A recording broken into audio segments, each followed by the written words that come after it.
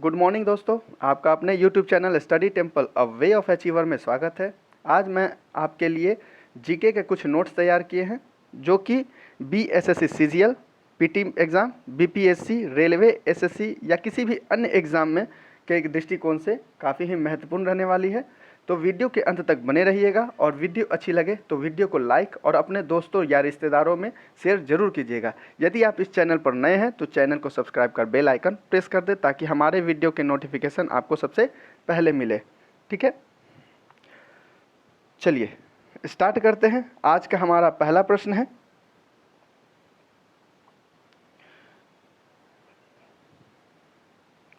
उन्नीस में गठित अंतरिम सरकार के मंत्रिमंडल में श्रम विभाग किसे सौंपा गया था? ठीक है, तो जगजीवन राम। इसमें ज़्यादातर जो सेट हैं वो आपको बीपीएससी में पूछी हुई है। ठीक है, और उससे कुछ एक्स्ट्रा फैक्ट मैंने इसमें ऐड किया है इस वीडियो में। ठीक है, तो 1946 में गठित अंतरिम सरकार के मंत्रिमंडल में श्रम विभाग किसे सौंपा गया था? तो जगजीवन राम को। ठीक है, और इससे संबंधित कुछ एक्स्ट्रा फैक्ट क्या है? रेलवे संचार पोस्ट और एयर विभाग यानी कि हवाई जहाज वाला, ठीक है, एयर विभाग किससे सौंपी गई थी? आसफ अली को। कानून विभाग किसे दी गई थी? तो सैयद अली जहीर को। उद्योग और आपूर्ति विभाग राजगोपालाचारी। ठीक है, वित्त विभाग किन्हें दिया गया था? तो जॉन मथाई को। गृह विभाग किसे सौंपा गया? वल्लभ भाई पटेल को। रक्षा विभाग बलदेव सिंह और कृषि विभाग, ठीक है, खाद्य एवं कृषि राजेंद्र प्रसाद को। चलिए, शिक्षा एवं स्वास्थ्य विभाग किसे दिया गया था?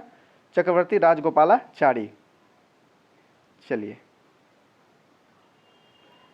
हमारा अगला प्रश्न है, 1942 में किस त्यौहार के अवसर पर जयप्रकाश नारायण हजारीबाग जेल से निकल भागे थे? तो दीपावली के। ठीक है, डॉक्टर राजेंद्र प्रसाद को संविधान सभा का अध्यक्ष कब चुना गया था? दिसंबर 1946 को। ठीक है, 9 दिसंबर 1946 को। इससे पहले कौन थे अस्थायी? तो सच्चिदानंद सिन्हा को। ठीक है, आज़ाद दस्ता जो है बिहार में किस आंदोलन के दौरान शुरू हुआ था? तो भारत छोड़ो आंदोलन के दौरान। ये सारे एक जो क्वेश्चन हैं सभी नहीं, लगभग 50% जो क्वेश्चन है वो आपको बीपीएससी में पूछी हुई है। ठीक है, तो ऐसा नहीं कि किसी अन्य एग्जाम में नहीं पूछी जा सकती है, तो इसीलिए बढ़िया से याद कर लीजिएगा। और इसके साथ मैंने कहीं कहीं मतलब किसी जीके में एक्स्ट्रा फैक्ट भी ऐड कर दिए हैं। ठीक है, अगला है, खुदीराम बोस ने किस जगह पर किंग्स फोर्ट की हत्या का प्रयास किया था? तो मुजफ्फरपुर में। हमारा अगला प्रश्न है, फरवरी 1922 में किस स्थान पर पुलिस चौकी में आग लगाने की घटना के कारण चौरा चौरी कांड हुआ था? तो उत्तर प्रदेश। अगला क्वेश्चन, सुभाष चंद्र बोस ने निकोबार द्वीप का नाम क्या दिया था? तो स्वराज द्वीप। भारतीय राष्ट्रीय कांग्रेस ने किस अधिवेशन में पूर्ण स्वाधीनता को प्रस्ताव पारित किया? 1929 के लाहौर अधिवेशन में। दिल्ली पैक्ट किन दो देशों के बीच हुई द्विपक्षीय समझौता है थी? ठीक है, तो दिल्ली पैक्ट थी वो भारत और पाकिस्तान के बीच हुई थी। इसे नेहरू और लियाकत समझौता के नाम से भी जाना जाता है। ठीक है, और गांधी इरविन समझौता कब हुई थी? तो 1931 ईस्वी में हुई थी। ठीक है, अगला है, सरदार उधम सिंह ने किस मारा था? ठीक है, सरदार उधम सिंह ने किसे मारा था? ये मिस्टाइप हो गया है, तो माइकल ओ डायर को मारा था। ठीक है, बंगाल विभाजन के विषय में किसने कहा था विभाजन हमारे ऊपर बम की तरह गिरा है? सुरेंद्रनाथ बनर्जी ने। चलिए, झांसी की रानी लक्ष्मी बाई की मृत्यु कहाँ पर हुई थी? तो ग्वालियर में हुई थी। प्रति व्यक्ति आय के अवरोही क्रम में बिहार राज्य के जिलों की सही अवरोही क्रम क्या है? तो सबसे प्रति व्यक्ति आय के अनुसार नवादा में, उसके बाद किशनगंज, फिर पूर्वी चंपारण, अररिया और फिर शिवहर। अगला प्रश्न है, वित्त वर्ष 2022-23 के लिए राजकोषीय घाटा बिहार के जीएसडीपी, ठीक है, जीएसडीपी का कितना प्रतिशत होने का अनुमान है? तो 3.47%। ये जीएसडीपी है क्या? तो ग्रॉस स्टेट डोमेस्टिक प्रोडक्ट। ठीक है, जैसे जीडीपी होता है उसी में स्टेट के लेवल पर जीएसडीपी होता है। चलिए, अगला है, कार्बोहाइड्रेट के अपघटन के बाद क्या बनता है? तो ग्लूकोज। अगला सवाल, किस वैज्ञानिक ने सबसे पहले टीकाकरण की शुरुआत की थी? तो एडवर्ड जेनर ने की थी। यूक्रेन पर रूस के सैन्य अभियान पर चर्चा करने के लिए महासभा में आपातकालीन सत्र की अध्यक्षता किसने की थी? तो अब्दुल्ला शाहिद ने। ठीक है, अब्दुल्ला शाहिद ने। यूक्रेन में फंसे भारतीयों को घर वापस लाने के लिए कौन सी ऑपरेशन चलाई गई थी भारत द्वारा? तो ऑपरेशन गंगा। ठीक है, आर्कटिक के जलवायु की निगरानी के लिए किस देश ने अपना पहला उपग्रह आर्कटिक M लॉन्च किया है? तो रूस ने। केंद्र की नई शिक्षा नीति लागू करने वाला देश का पहला राज्य कौन है? तो उत्तराखंड। ठीक है, अल्पसंख्यक मामलों में के मंत्रालय का प्रभार किसने संभाला है? तो स्मृति ईरानी ने। ठीक है, सेंट्रल में अल्पसंख्यक कल्याण जो है मंत्रालय है उनका प्रभार स्मृति ईरानी, और बिहार में, ठीक है, बिहार में आपके हैं जमा खां। अगला सवाल है, अपने उपन्यास टूम ऑफ सैड, ठीक है, टॉम्ब ऑफ सैड यानी कि रेत की समाधि के लिए अंतर्राष्ट्रीय बुकर पुरस्कार से किसे सम्मानित किया गया? गीतांजलि श्री को। चलिए सामान्य विज्ञान अब यहाँ से चालू करते हैं। दूरदर्शन प्रसारण में चित्र संदेशों को संचारण होता है। ठीक है, दूरदर्शन प्रसारण में चित्र संदेशों का जो संचरण होता है ये किसके वजह से होता है? तो आयाम मॉडलम द्वारा होता है। ठीक है, आयाम मॉडलन द्वारा होता है। दूरदर्शन प्रसारण में ध्वनि संचरण के लिए आवृत्ति मॉडलन का प्रयोग होता है तथा चित्र संदेशों के लिए आयाम मॉडलन का प्रयोग होता है। ठीक है, यदि ध्वनि से पूछ दे तो आवृत्ति मॉडलन, और चित्र यानी वीडियो तो आयाम मॉडलन। चलिए इसमें एक एक्स्ट्रा फैक्ट क्या है? सामान्य टेलीविजन रिमोट कंट्रोल में उपयोग की जाने वाली तरंग कैसी होती है? अवरक्त किरण होती है। ठीक है, अवरक्त तरंग होती है। अगला प्रश्न है, 1 किलोवाट घंटा का मान कितना होता है? तो 1 किलोवाट घंटा का मान जूल में कितना होगा? 3.6 इंटू 10 टू द पावर, ये घात नहीं घात होगा, ठीक है, मिस टाइप हो गया, 6 जूल। ठीक है, 3.6 into 10 to the power 6 joule होती है। एक नाभिकीय रिएक्टर में भारी जल का क्या कार्य होता है? तो न्यूट्रॉन की गति को कम करना होता है। चलिए, टिक और माइट वास्तव में किसकी प्रजाति है? तो मकड़ी की प्रजाति है। टिक और माइट जो है वो किसकी प्रजाति है? मकड़ी की। सर्पों के विष ग्रंथियां किसकी समान होती है?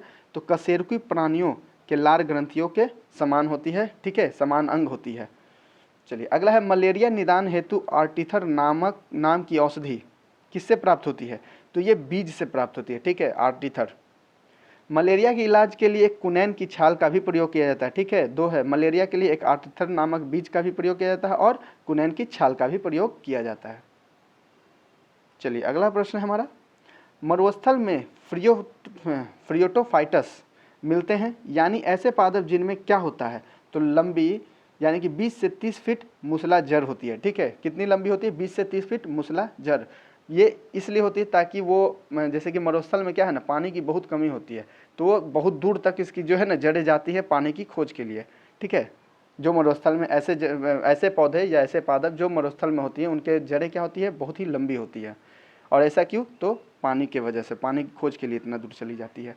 चलिए अगला है, कौन सा बहुलक बुलेट प्रूफ वस्त्र बनाने के में उपयोग किया जाता है? तो पॉलीएमाइड।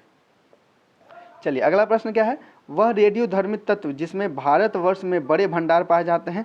तो थोरियम। ठीक है, थोरियम का जो है ना भारत में सबसे ज़्यादा पाया जाता है। पूरे विश्व में सबसे ज़्यादा थोरियम कहाँ पाया जाता है?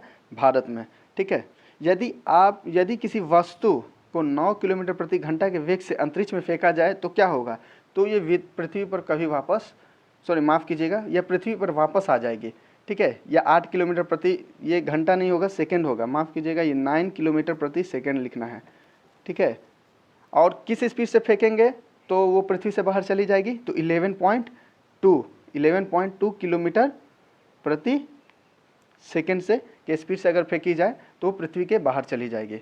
ठीक है, यहाँ पर 9 के जगह पर आपको 10 किलोमीटर प्रति घंटा लिख दे, 8 किलोमीटर प्रति घंटा लिख दे, आंसर जो है वो सही जवाब यही रहेगा, वस्तु पृथ्वी पर वापस आ जाएगी। चलिए अगला प्रश्न है, प्रकाश की तीव्रता मापने के लिए किस उपकरण का प्रयोग किया जाता है?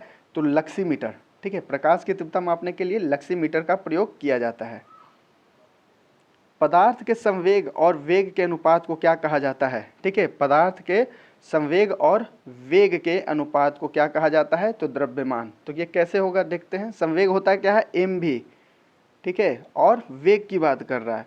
ठीक है, संवेग जो होता है, संवेग किसके बराबर होता है? mv के बराबर, और वेग के अनुपात की बात कर रहा है। ठीक है, वेग के अनुपात का बात कर रहा है, तो v से v कट गया तो क्या बच गया? m यानी कि मास। ठीक है, यानी कि मास सिर्फ बच गया, तो मास यानी कि द्रव्यमान। ठीक है, पदार्थ के संवेग और वेग के अनुपात को क्या कहा जाता है? द्रव्यमान। ठीक है। आपको बहुत सारे ऐसे क्वेश्चन जो फिजिक्स से रिलेटेड क्वेश्चन है घुमा कर पूछ दी जाएगी ताकि आप कंफ्यूज हो जाइए, ठीक है। तो जितने भी कंसेप्ट है थोड़ा क्लियर रखिएगा। चलिए अगला प्रश्न है, विनाशकारी भूकंप के गुरुत्व के कारण त्वरण होगा 980 मीटर वर्ग प्रति सेकंड, ठीक है। 980 मीटर प्रति वर्ग सेकंड से अधिक होगा विनाशकारी भूकंप, ठीक है।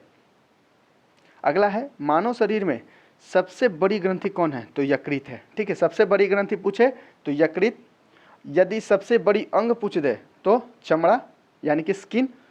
लेकिन मानव शरीर की सबसे बड़ी अंतःस्रावी ग्रंथि यानी क्या है? अवटु ग्रंथि है, ठीक है, यानी कि थायराइड ग्लैंड। अंतःस्रावी ग्रंथि पूछेगा तो अवटु ग्रंथि, सबसे बड़ी ग्रंथि पूछेगा तो यकृत, और मानव शरीर के सबसे बड़े अंग क्या होती है? चमड़ा यानी कि स्किन।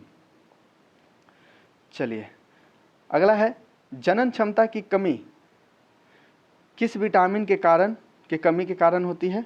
तो जनन क्षमता जो है ना वो विटामिन ई के कमी के कारण होती है, ठीक है। नपुंसकता भी इसको बोलते हैं। विटामिन ई का रासायनिक नाम क्या है? टेकोफेरोल। विटामिन के का रासायनिक नाम क्या है? नेप्थोक्विनोन।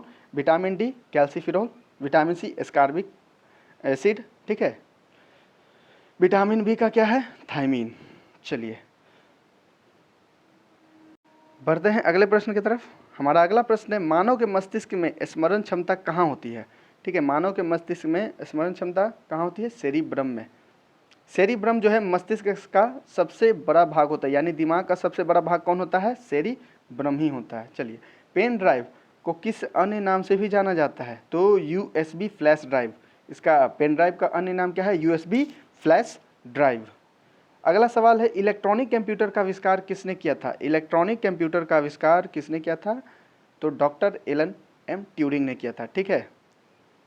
तो किसने किया था? डॉक्टर एलन एम ट्यूरिंग ने। इस कंप्यूटर का नाम क्या था? जो ये इलेक्ट्रॉनिक कंप्यूटर था तो इसका नाम कोलोसस था, ठीक है। डिजिटल कंप्यूटर का विकास ब्रिटेन में हुआ था।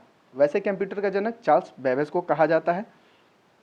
चलिए, thank you for watching full video. यदि आपको ये वीडियो अच्छी लगी हो तो लाइक, शेयर और अपने दोस्तों में ज़रूर शेयर कीजिएगा, ठीक है।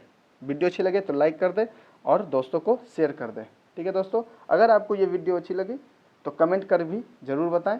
फिर मिलते हैं अगले वीडियो में कुछ नए कंटेंट के साथ। तब तक के लिए जय हिंद।